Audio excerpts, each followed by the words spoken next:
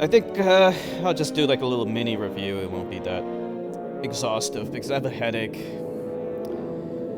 I'll start with like the good things. The graphics are great, especially at the time. They're really fantastic.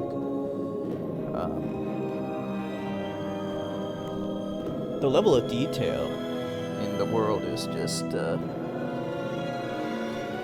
really impressive.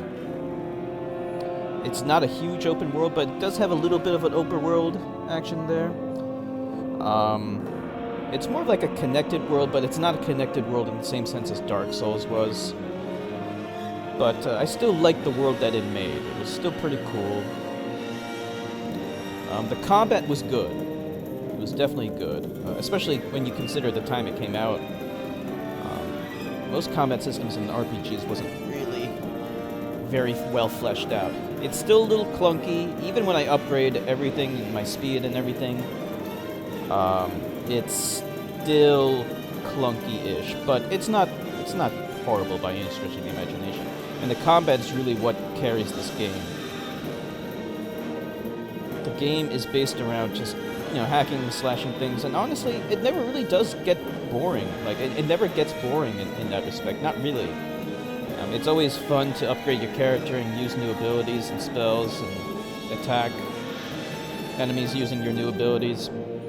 There are some abilities that are better than others, but for the most part, it's pretty well diverse, and it encourages you to do side quests in order to upgrade your abilities. So that I like. The only real negatives about it mostly pertain to the PC version. There's no gamepad support out of the box, which is stupid. And I can't play it in windowed mode, which is just baffling to me.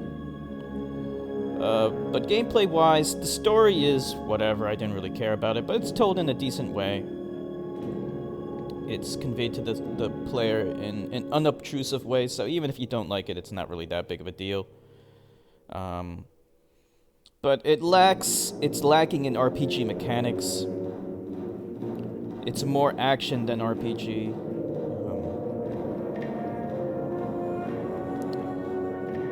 Yeah, if you're looking for like a deep RPG, then this is not really it.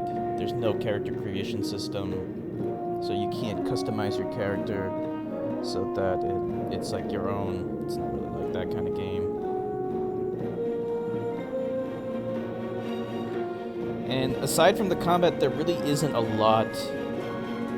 There isn't really much else to the game other than just killing things, which is okay because it does that aspect well. So I liked it. I'm impressed with the game. Near the end, I got a little bored with it. But the good news is that the game wasn't so horrifically long that it was overstaying its welcome.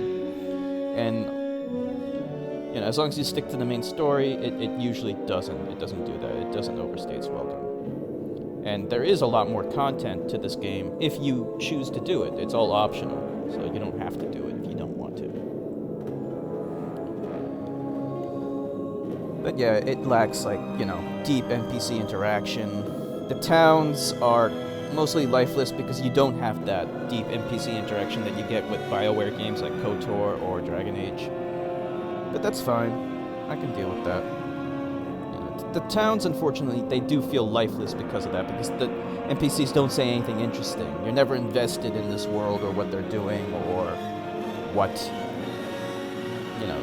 The side quests are just a means to get experience, and they're fun to do, but there aren't any subplots like there are in like Dragon Age. And that's the biggest difference between this and other RPGs. That's why a storyline is important, because if you ever play like Deus Ex Human Revolution, there's subplots. The side quests that you don't have to do. The reason why you want to do them is because it's engaging you with a compelling story. It's like, oh, your friend's mother is in danger, and she's worried about her, and now you need to go and help her. I'm making that up, but it's stuff like that.